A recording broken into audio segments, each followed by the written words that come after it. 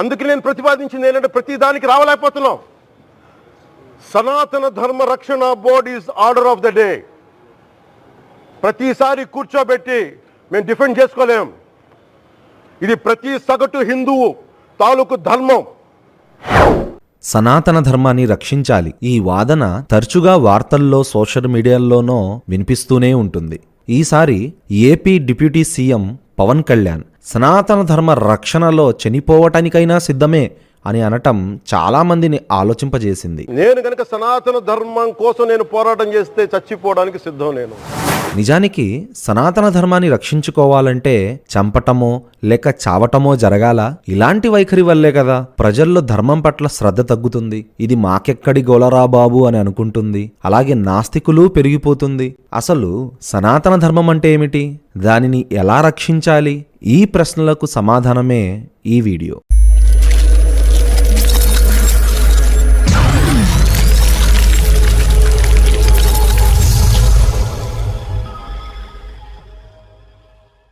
సనాతన ధర్మం అన్న పదానికి అనాదిగా వస్తున్న ధర్మం అని అర్థం. దానినే వైదిక ధర్మం లేక ఆర్షధర్మం అంటారు. అంటే అనాదిగా ఋషీశ్వరుల ద్వారా బోధించబడుతూ వస్తున్న ధర్మం అని అర్థం. ఈ సనాతన ధర్మానికి 3 ప్రత్యేకతలు ఉన్నాయి.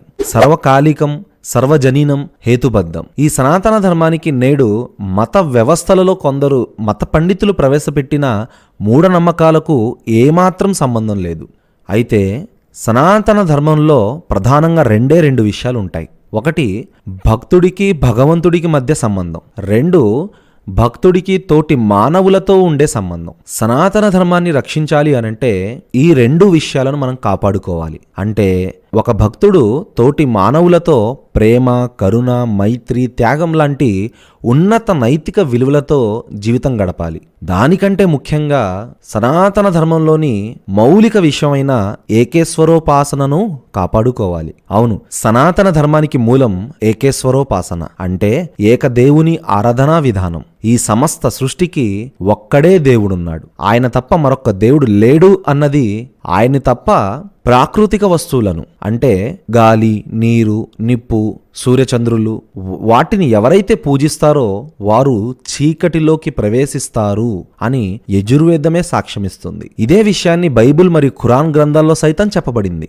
ఈ ఏకదేవుని ఆరాధనా విధానంతో కూడిన సనాతన ధర్మాన్నే స్వామి దయానంద సరస్వతి, స్వామి భాస్కరానంద, రాజా రామ్మోహన్ రాయ్, స్వామి వివేకానంద వగైరా ఎందరో ప్రముఖ హిందూ పండితులు బోధించడం జరిగింది. వీరు ఏకేశ్వరోపాసనపై చేసిన ఉద్యమాల గురించి మీరు చదివితే ఆశ్చర్యపోతారు. సనాతన ధర్మానికి మూలం ఏకేశ్వరోపాసన మాత్రమే. సత్యం ఒకటే, దానిని పండితులు వివిధ రకాలుగా వర్ణించారు అని అర్థం.